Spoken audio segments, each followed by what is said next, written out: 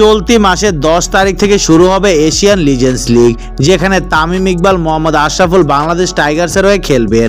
এই দুইজন ছাড়াও বাংলাদেশ জাতীয় দলের হয়ে একসময় প্রতিনিধিত্ব করা ক্রিকেটাররা টাইগার্স স্কোয়াডে আছে। এই লিগে বাংলাদেশের সাবেক দুই ক্রিকেটার সাকিব আল হাসান ও অলক কাপালি খেলবেন এশিয়ান স্টার্সের হয়ে। স্টার্সের বিপক্ষে 12 তারিখের ম্যাচ খেলবে টাইগার্সরা। তাই একদিন সাকিব তামিমকে মুখোমুখি অবস্থানে দেখা যেতে পারে, তবে তামিমের এই আসরে খেলার সম্ভাবনা অনেকটাই কম। রোববার মিরপুরে সাংবাদিকদের তামিম বলছিলেন, আমার এখন পর্যন্ত কোনো পরিকল্পনা নেই যাওয়ার, বিশেষ করে দুটি ম্যাচ খেলার জন্য ওরা অনুরোধ করছে আমাকে, তবে আমার যাওয়ার সম্ভাবনা খুবই ক্ষীণ।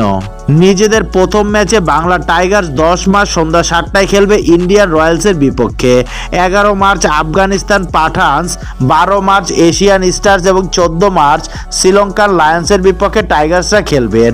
দুটি করে এলিমিনেটর এবং কোয়ালিফায়ার শেষে 18 মার্চ হবে এশিয়ান লিজেন্ডস লিগের ফাইনাল।